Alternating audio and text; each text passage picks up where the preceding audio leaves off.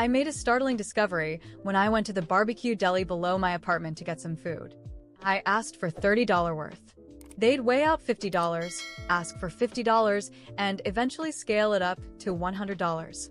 I figured they were just trying to make ends meet, so I never complained. I always paid, no questions asked. But then I realized I was spoiling them. One morning, with my Uber driver honking outside and me in a rush for work, I grabbed my packed order and noticed the plastic bag was torn, with broth leaking out. Not wanting to trouble the busy deli, I grabbed 2 extra plastic bags and ran to the car. Later that day, the deli owner's mother, Mrs. Maria, stormed into my office building. "You ran off without paying," she yelled, her voice dripping with venom. How can someone who works at such a big company be so shameless? My mind raced. Did my payment not go through? I quickly checked my payment history on Venmo. "Everything is fine," I replied politely. "I just checked and I definitely paid." "Maybe there was a delay on your end." I showed her the transaction receipt on my phone. "See? I paid. This must be a misunderstanding." "You paid for the chicken," she snapped. "But don't forget the extra plastic bags. They cost 5 cents each, and you just walked off with them like I owe you something." The misunderstanding wasn't cleared up. If anything, she became even more aggressive. Walking around all polished and proper, working at a big company, but you can't resist taking advantage of a small business.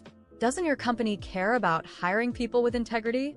Call your boss here and let him see your true colors. You think because I'm an old lady, you can bully me, taking things without paying just because I'm too polite to stop you? Disgusting. By now, her shouting had drawn the attention of my entire office. Mrs. Maria's voice echoed loud enough for the whole floor to hear. People started gathering, curious about the commotion. Even Carlos Silva, my team leader, came rushing over. Seeing her rage, he tried to calm her down before even asking me what had happened. "Clara," Carlos said, turning to me, "just give her the money and let's move on. She's an elderly lady. It's not easy for her to come all the way here. Let's not cause a scene or damage the company's image." I swallowed my anger, knowing he had a point. This was about $1, not worth escalating the situation. Besides, I had an important client meeting in 30 minutes and couldn't waste energy arguing with her. "Fine," I said coldly, turning to Mrs. Maria. "Mrs. Maria, I was in a hurry this morning and didn't realize you weighed out $56.90 instead of $30. That was already more than I asked for, and I didn't know the extra bags cost money. That's on me. My apologies. Give me your payment code, and I'll pay you right now." The murmurs around the office showed my colleagues understood the situation. Many of them now shot me sympathetic looks. Mrs. Maria, however, glared at me as if I were the devil incarnate. "Well, at least you have some decency," she spat. "But next time, if you don't pay for the bags, don't bother coming to Maria's Deli. We don't serve people with no class." I nearly exploded, but forced myself to hold back. I sent her $1, thinking this would resolve the situation. But Mrs. Maria wasn't done yet. $1? That's it? Who knows how many bags you've taken before today? I'm asking for $50. You're rich, right? Don't act like you can't afford it." Furious, I asked through gritted teeth, "How much do you want?" $50, she said, her tone dripping with entitlement. Knowing I couldn't waste more time, I transferred the $50 to get her to leave. She smiled as the transaction went through. "You have money, so why not give it to me? Better me than someone else, right?" With that, she left, smiling ear to ear as I watched her walk away. I clenched my fists. $50 for 2 plastic bags? Seriously? I had let this slide for months, allowing her to overcharge me, thinking I was helping. My dad even wanted to raise their rent, but I told him to hold off. "They're struggling," I said. "The barbecue is good. Don't push them too hard." And this is how they repay me? Some people mistake kindness for weakness. As soon as Mrs. Maria left, the tension in the office evaporated. My colleagues gathered around to console me. "Clara," said Ana Costa, "with people like her, you just have to swallow your pride. If you don't pay, they'll never stop causing trouble. Don't let it get to you." "That deli of Maria's," she continued, I used to love their barbecue. Never going back there again. Then Pedro Souza, who always seemed to enjoy needling me, chimed in with his usual smug tone. Well, Clara, technically you didn't pay for the bags at first. She's got a point, doesn't she? Is it really okay to badmouth an elderly lady like this? Why don't you say it to her face if you're so righteous? I turned to him, my gaze sharp as a blade. Pedro, have you ever paid for any of the dinners we've gone out for together? His face turned green, then white, and finally red, but he didn't have a comeback. He just shut his mouth and sulked. People like him, you have to shut them down without mercy. I told my dad what had happened. Clara, don't worry about it. We'll stop buying from them. The lease expires in about a month. Just kick them out when the time comes. After work, I stopped by the bakery and bought a selection of fancy pastries. On a whim, I also picked up a large box of freshly cut durian, an indulgence I had been craving. Mrs. Maria's family had 3 kids. Their eldest daughter was in college. The middle child, Laura, was 13 and in middle school, and the youngest, Lucas, was still in elementary. As I walked past Maria's Deli, Laura and Lucas came running, their faces lighting up at the sight of my bags. Laura followed me like a shadow, her eyes practically glued to the box. Miss Clara, what did you buy? It looks so yummy. I saw right through her act. Just some cake and durian, I said bluntly. Why? Got something to say? If not, I'm heading home.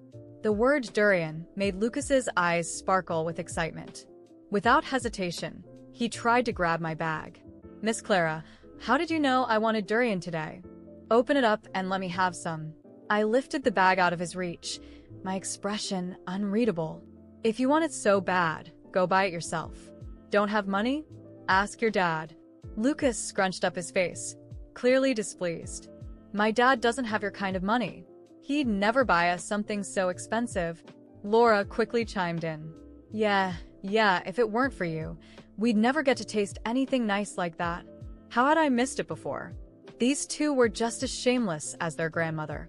Out of pity, I used to share with them every time they played this sweet sibling act, calling me Miss Clara like I was their favorite neighbor. But today, not a chance. When I didn't hand over the goods right away, Lucas tried to grab my sleeve. Give it to me now. I'm telling you to. Back off. I snapped, shaking him off. I'm not your mom. Why should I give you anything? Lucas's face darkened. I know you love the barbecue from our shop. Keep this up, and I'll make sure Dad stops selling to you. Laura dropped her sweet girl act and planted her hands on her hips. You always shared with us before. Why not today? Laura's voice dripped with insolence, as if I owed them something. I took a deep breath, trying not to lose my temper. They had become so accustomed to taking advantage of my kindness that they couldn't even see how absurd their behavior was.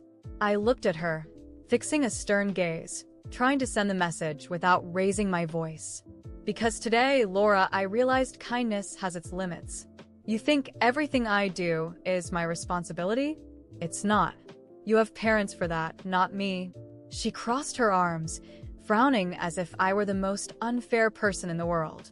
Lucas, however, looked even angrier, and it wasn't hard to tell he was about to try something more direct. That's because you're selfish, he shot back, stomping his foot as if that would strengthen his argument. You always acted like you were our friend, but now you're acting like you're better than us. I laughed, but it was a dry, humorless laugh. Friend? Since when have you treated me like a friend? Friendship is a two-way street, Lucas. You only show up when you want something. You've never offered anything, never even genuinely thanked me. So no, I'm not your friend. They stared at me, clearly surprised by my response. Maybe it was the first time someone confronted them like this. I didn't care. I was tired of pretending this didn't bother me. When I tried to walk past them to enter my building, Lucas grabbed my bag tightly. You're going to give me the durian. You have no right to keep it all to yourself. I yanked my bag back forcefully, almost knocking him over. He stumbled backward, glaring at me angrily. Touch me again, Lucas, and I'll make sure your parents hear about this. I'm not obligated to tolerate your spoiled behavior. Laura, sensing I wasn't in the mood for nonsense, tried to soften her tone, but it sounded forced. "Miss Clara, we're just asking for a little piece. Just one. You don't have to be so cruel." Cruel. I was the cruel one. Their world was so small and spoiled that, in their minds, I was the villain for simply not giving in. I looked at them one last time before finally losing my patience completely. "Cruel? You think I'm cruel? Do you have any idea of everything I've done for you and your family? I've always paid more than I should at that deli, and I never complained. When your dad needed help, I told my dad not to raise your rent, even though he could have. I've shared food with you countless times. And what do I get in return? Disrespect, humiliation, and now I'm being called cruel?" Laura and Lucas were silent, but their expressions weren't apologetic. It was more a mix of shame and anger that they weren't getting what they wanted. If you're so used to getting things for free, maybe it's time you learn to work for them. It's not my job to support the lifestyle you want. Now, leave me alone. I walked past them and into my building, slamming the door behind me. My heart was racing, but I felt strangely relieved. It was the first time I had truly set a boundary with that family, and while I knew this would probably cause more problems, I didn't care. When I got to my apartment, I sat on the couch and reflected on everything that had happened over the past few months. It was unbelievable how Mrs. Maria's family had managed to take advantage of me for so long. And the worst part was, I had allowed it. It was time to put an end to it. The next morning, I received a text on my phone. It was from Mrs. Maria. "Clara, I heard you treated my kids badly yesterday. I want you to know we won't tolerate that kind of behavior. If you don't respect my family, maybe you should find somewhere else to eat." I laughed, incredulous. The audacity was astounding. They had exploited me for months, and now they were trying to threaten me? I took a deep breath and typed out my response. "Mrs. Maria, respect is a two-way street. I've spent months being exploited and humiliated by your family, and all I ever did was try to help. From now on, I don't want any contact with you. I'm letting my father know not to renew your lease. Good luck finding a new location."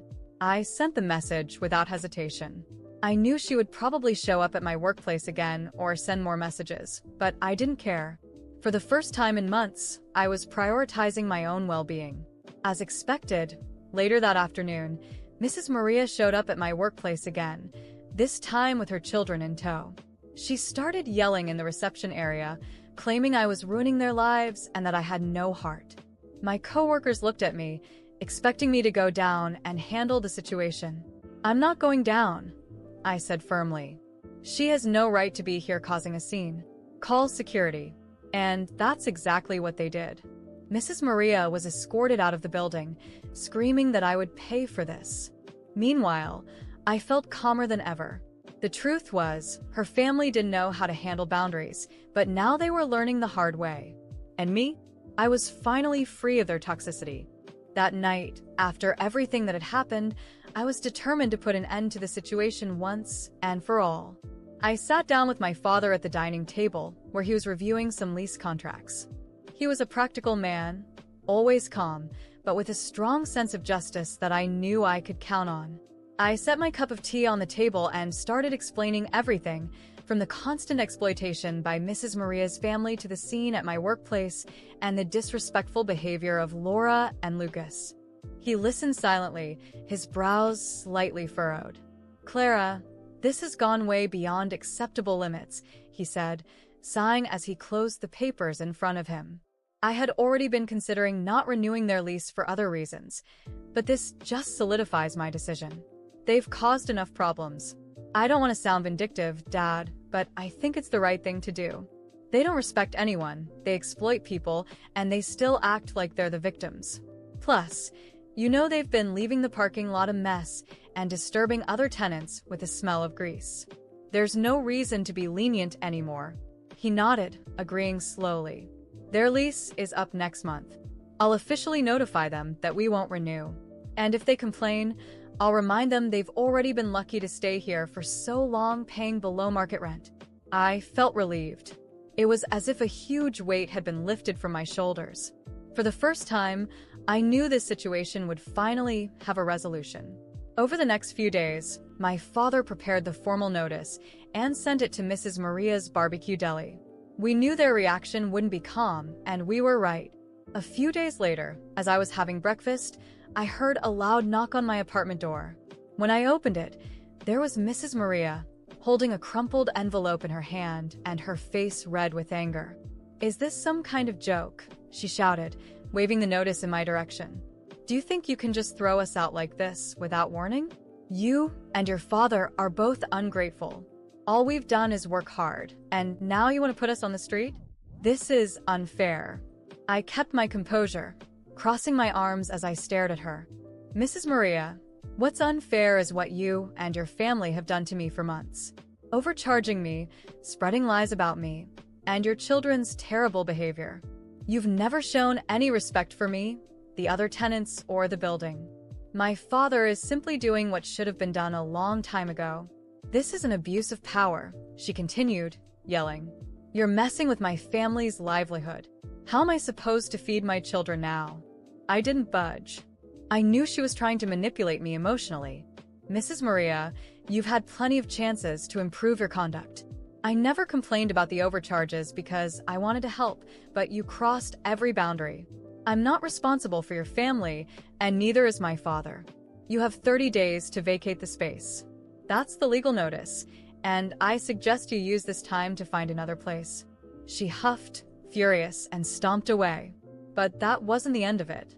Over the next few weeks, her family tried everything to reverse the decision. They sent messages, showed up at the building's front desk, and even tried to convince other tenants to intervene on their behalf. But no one cared enough to help them. Their misconduct had already annoyed too many people. One day, I ran into Laura and Lucas in front of the building again. They seemed to have inherited their grandmother's arrogance. Lucas was the first to speak. "You're going to regret this, you know? Our dad said he'll tell everyone that you and your father are exploiters who kick people out for no reason. You won't be able to walk around here without people talking about you." I laughed softly, unfazed. "Lucas, you've already been talking badly about me, and it hasn't changed anything. Go ahead and spread whatever you want. The truth is, you're being evicted because you were irresponsible and disrespectful. You should use this as a lesson, but I doubt you will." Laura, with her usual insolence, chimed in. "You're only doing this because you're rich and think you can boss everyone around. You think you're better than us, but you're a terrible person." This time, I didn't even respond. I just turned and walked into the building. People like them weren't worth my time or energy. Finally, on the last day of their lease, I saw Mrs. Maria's family packing up to leave. The scene was almost surreal. She was shouting orders at her children while their father carried boxes with a defeated expression. None of them seemed willing to accept that this was the consequence of their own actions. As I walked past them to enter the building, Mrs. Maria tried one last time. "You got what you wanted, didn't you?" she said, her voice dripping with bitterness. "I hope you're happy ruining a whole family's life." I stopped for a moment, looking directly at her. "Mrs. Maria, no one ruined anything. You had plenty of chances to do the right thing, but you always chose the wrong path. I hope you use this opportunity to reflect and start over, but that's not my problem anymore." And with that, I walked into the building, feeling a profound sense of relief. For the first time in months, I knew that family would no longer have any power over me. I could finally live my life without being exploited, without dealing with their lies and toxicity.